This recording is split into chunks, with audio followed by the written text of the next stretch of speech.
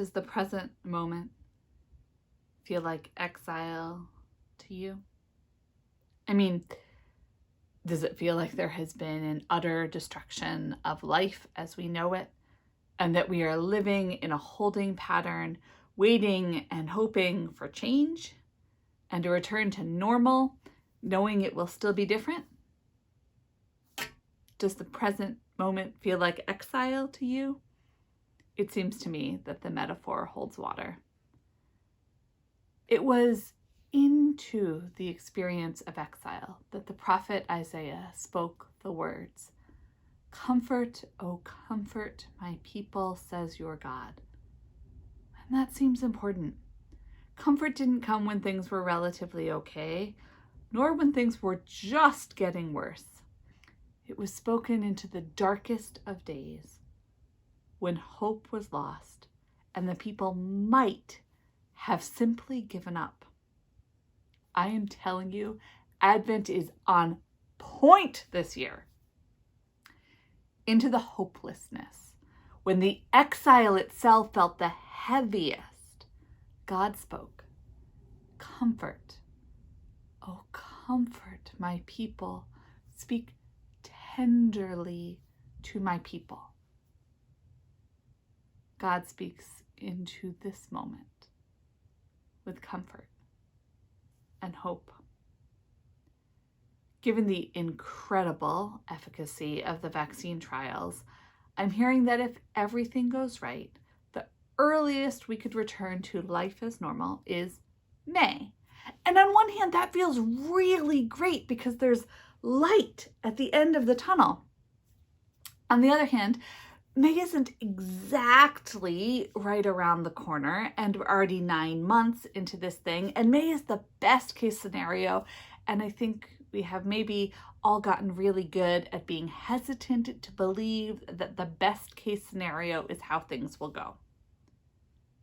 And Thanksgiving came just as we were otherwise about to bring this latest crest of COVID cases around. And so the next few months are terrifying. Today, I know more people who are sick with COVID than I have at any other point in the past 9 months.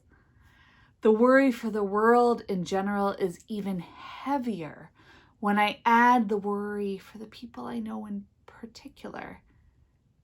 And I know this isn't that big in comparison, but it just gets dark so early. Whenever I read this Isaiah passage, I think that if not for these words of hope and comfort, the people might have broken, and the return might not have been possible.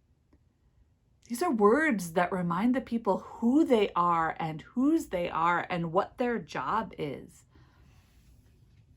The problem for the exiles, as well as for us, is that the way home is through the wilderness. Biblically, wilderness and desert mean the same thing. A place where life only continues to exist by the grace of God. The exiles had been force-marched across the desert to get to Babylon, and the way home required crossing the desert again. Feel familiar?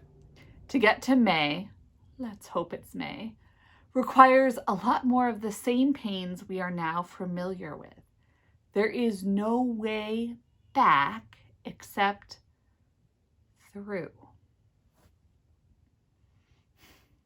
The prophet Isaiah sees this and promises that God will ease the journey as much as possible, making it level and safe, even and easy to walk. But friends, they still have to go through the desert to get home. For those exiles, it was 650 miles. For us, that sounds about right, doesn't it? Okay. To the ancient exiles, the prophet says that it is not necessary to depend on themselves. God is with them. God is their shepherd. God is their protector. It is God who is steadfast and steady, and God who can be counted on, even in the exile, even in the midst of death and destruction. And at this point in this pandemic, that is exactly what I needed to be reminded of. The world is not on my shoulders. Christianity and its future, not on my shoulders. The United Methodist Church, not on my shoulders. And even though I bear much of the responsibility for the well-being of the First United Methodist Church of Schenectady, that too is on God's shoulders. The path home is through the desert, and it will still be difficult. But God is with us, and God is easing our way as much as it can be eased. Friends, the other side of the exile will be difficult too. Historically, it took generations to rebuild. But God is going to be with us then too. In the midst of this experience of powerlessness, it is such a relief to remember that God is still powerful and still working. God is still love alive in the world. And it doesn't make everything better, because nothing does, but it helps.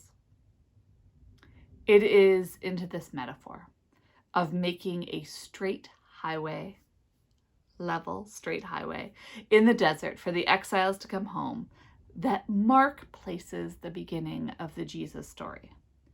Because the people of Jesus' day were living an existence much like the exiles, just at home. They were exiles in their own land. And the gospel writer says that John the Baptist was working with God to prepare those highways home so that Jesus could lead the people down them. I sure hope we're like John, working with God to prepare the highways home. I think we are. I know that God is working with us and even doing most of the heavy lifting. So thanks be to God. Amen.